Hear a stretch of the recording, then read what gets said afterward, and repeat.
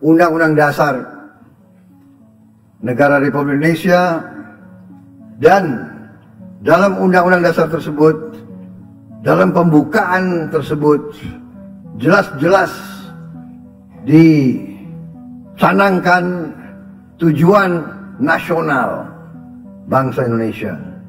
Dan tujuan nasional ini yang pertama adalah melindungi segenap bangsa Indonesia dan seluruh tumpah darah Indonesia. Tujuan nasional yang pertama. Kedua, memajukan kesejahteraan umum. Ketiga, mencerdaskan kehidupan bangsa. Keempat, melaksanakan ketertiban dunia yang berdasarkan kemerdekaan, perdamaian abadi, dan keadilan sosial. Artinya, bapak-bapak pendiri bangsa, mereka-mereka yang memperjuangkan kemerdekaan melalui perlawanan terhadap penjajahan, perlawanan fisik terhadap imperialisme,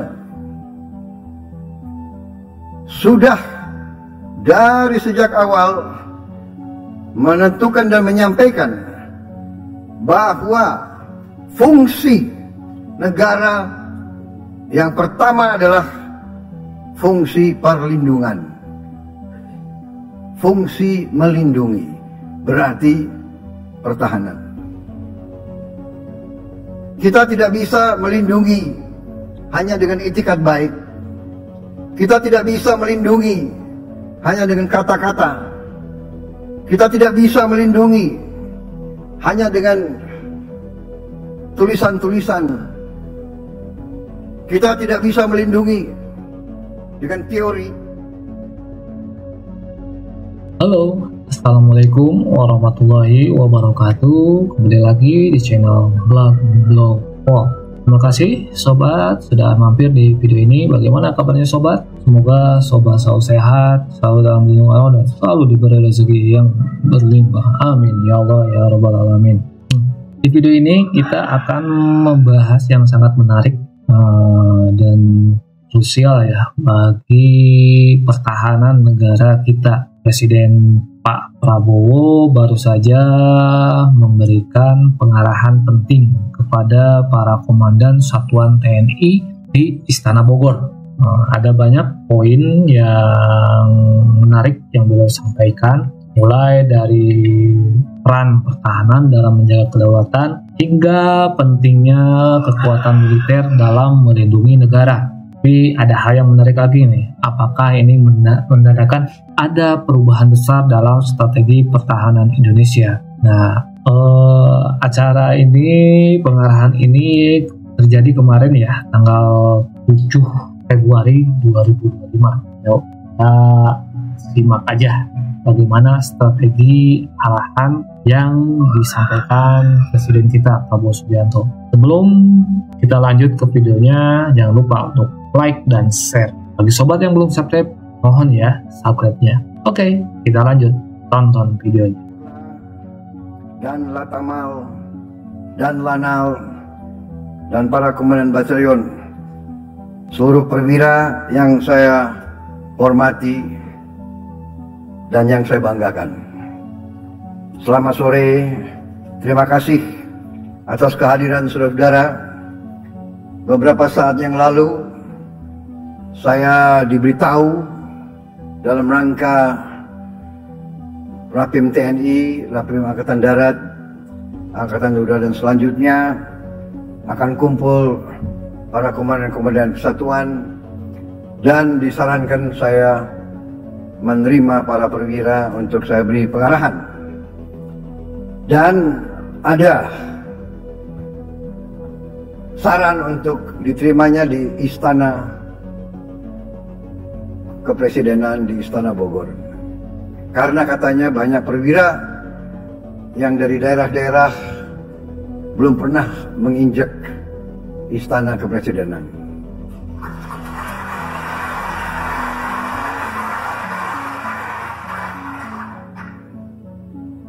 Jadi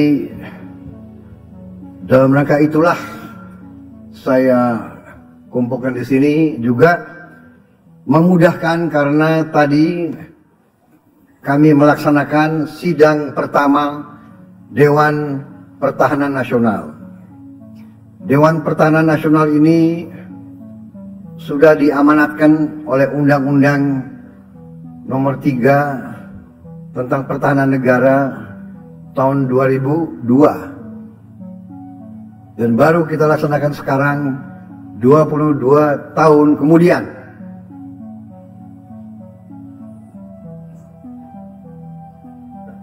Saya kira ini juga menjadi suatu bahan pelajaran bagi kita bahwa masalah pertahanan ini adalah masalah yang vital bagi kelangsungan hidup bangsa dan negara. Berkali-kali di berbagai tempat, di berbagai acara, terus-menerus saya ingatkan bahwa pendiri-pendiri bangsa kita telah merancang suatu negara di mana rancangan negara tersebut dituangkan dalam sebuah undang-undang dasar negara Republik Indonesia, dan dalam undang-undang dasar tersebut, dalam pembukaan tersebut jelas-jelas dicanangkan tujuan nasional bangsa Indonesia. Dan tujuan nasional ini yang pertama adalah melindungi segenap bangsa Indonesia dan seluruh tumpah darah Indonesia. Tujuan nasional yang pertama. Kedua, memajukan kesejahteraan umum. Ketiga, mencerdaskan kehidupan bangsa. Keempat, melaksanakan ketertiban dunia yang berdasarkan kemerdekaan, perdamaian abadi, dan keadilan sosial. Artinya, bapak-bapak pendiri bangsa, mereka-mereka yang memperjuangkan kemerdekaan melalui perlawanan terhadap penjajahan, perlawanan fisik terhadap imperialisme, sudah dari sejak awal menentukan dan menyampaikan bahwa fungsi negara yang pertama adalah fungsi perlindungan. Fungsi melindungi berarti pertahanan. Kita tidak bisa melindungi hanya dengan itikat baik. Kita tidak bisa melindungi hanya dengan kata-kata. Kita tidak bisa melindungi hanya dengan tulisan-tulisan. Kita tidak bisa melindungi dengan teori. Melindungi adalah dengan kekuatan. Kalau sebuah negara ingin merdeka sesungguhnya, sebuah negara ingin sejahtera, maka harus punya kekuatan untuk melindungi diri, untuk melindungi semua kekayaan alam yang ada. Saudara-saudara sekalian, kita diajarkan tiap hari, tiap malam, melalui televisi, melalui berita, negara-negara yang begitu makmur, begitu kuat, begitu kaya,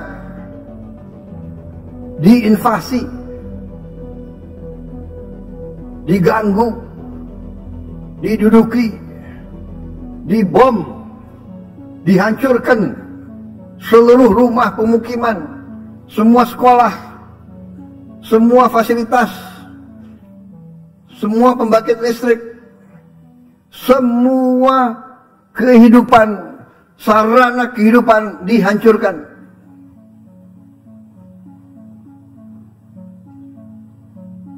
Kita bersyukur.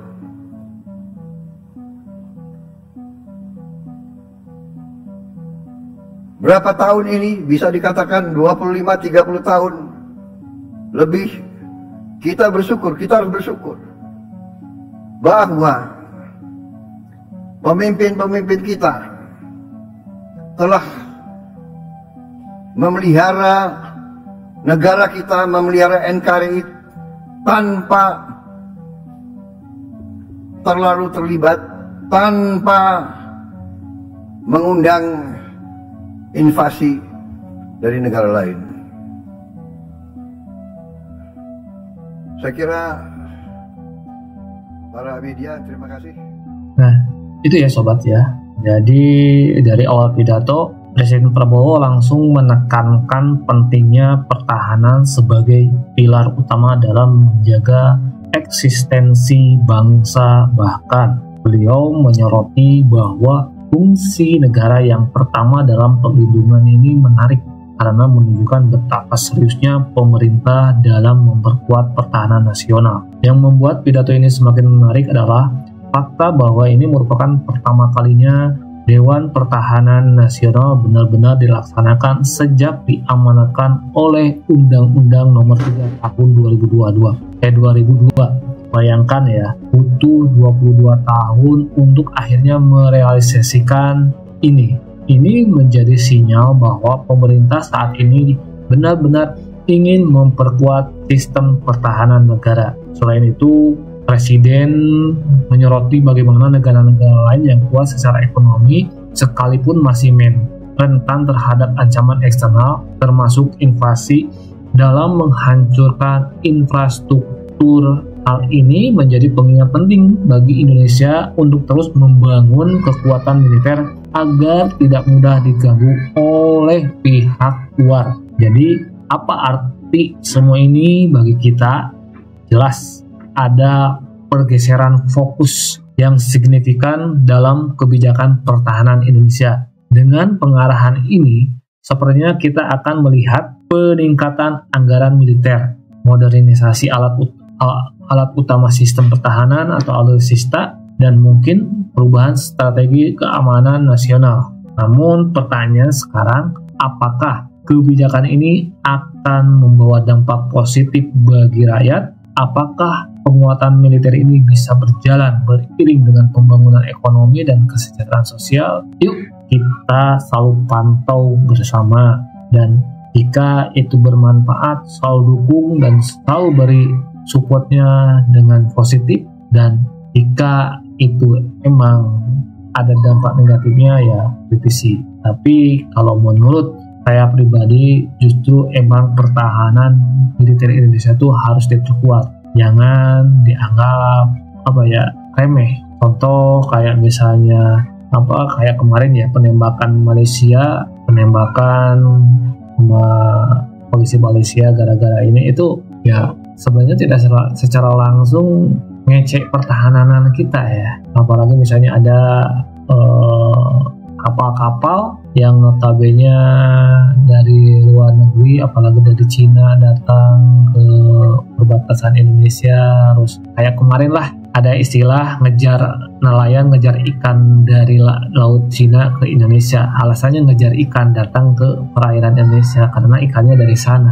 Kan itu nggak masuk akal, nggak masuk logika. Itu udah menghina pertahanan militer kita. Jadi kalau saya pribadi dengan pengarahan Pak Presiden kayak gini, setuju. Emang pertahanan militer kita harus diperkuat demi menjaga dan di bawah negara kita. Yuk sobat, tanggapi di kolom komentar bagaimana menurut sobat semua. Jangan lupa untuk like dan share video ini. Dan bagi sobat yang belum subscribe, mohon subscribe-nya ya. Semoga channel ini selalu bisa bermanfaat dan bisa terus berkembang. Terima kasih sobat sudah nonton sampai akhir video ini. Wassalamualaikum warahmatullahi wabarakatuh.